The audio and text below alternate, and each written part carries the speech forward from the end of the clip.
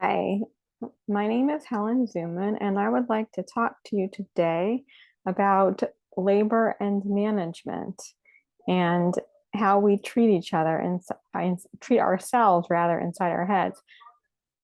So, years ago, when I was in graduate school, I had a beloved professor. Her name was Louise DeSalvo.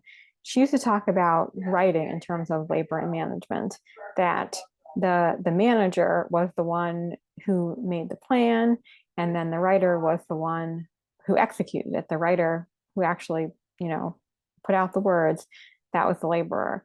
And she said it was very important to separate the two functions. So the manager had to decide beforehand what the laborer was going to do. So this is what happens when you make a calendar. Like if you make your calendar, say over the weekend, that plots out everything you're going to do during the week.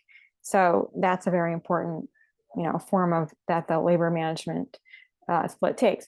But what I want to talk about today with regard to labor management is just the attitude of the manager toward the laborer. So, let's say, within me, there's Helen the manager and Helen the laborer. Now, the default of Helen the manager is to like yell at Helen the laborer, and to get mad at her when she doesn't follow her calendar exactly right, and stuff like that. So, not to be very kind. So I've just been asking myself, you know, who is the best manager that I have ever had, and how could I imitate that person? So when I asked myself that question, I thought of a dear friend named Kim Chi. She died a few years ago. I knew her from Earth Haven Eco Village where she used to live. And I remember one time when I was at Earth Haven, my husband and I were helping Kim Chi make signs for the Earth Haven campground. We were painting these signs and we were going to then install them on some trees, I think. And I have the best memory of this experience because of her attitude. While we were working, she was kind of getting to know both of us. She was asking questions. She was curious about, who we were and where we came from and so on. And that was really, really wonderful.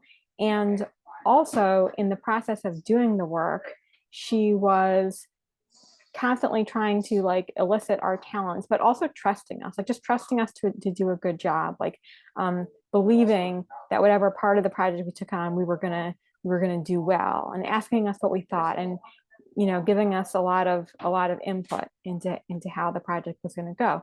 So when I think about her and how she treated me, I'm like, wow, Helen the manager, Helen inside my head has a long way to go, you know, because like I said, my default is really not that. It's usually not curiosity, it's not trust, it's not, yes, I know that you're gonna give your best and do this well. And further, if you don't do it well or you screw it up, I'm just going to be curious about that too. I'm not going to yell at you. So I'm thinking that, you know, creating kindness in how we manage ourselves could be a really great way around overwhelm, because part of what contributes to overwhelm is this idea I have this miles long to-do list and I better get it done, or else my inner manager is going to yell at my inner laborer for being lazy. So I think that if you ask yourself, like, who's the best manager you've ever had and why, how did that manager treat you, that could really help you to start being kinder to yourself, on the inside. And if you would like help with this or anything else having to do with overwhelm, you are in luck. You can sign up for First Aid for Overwhelm. I have some slots available next week, the week of August 1st, and you can sign up for those at calendly.com/Helen Zuman. And I hope to see you there.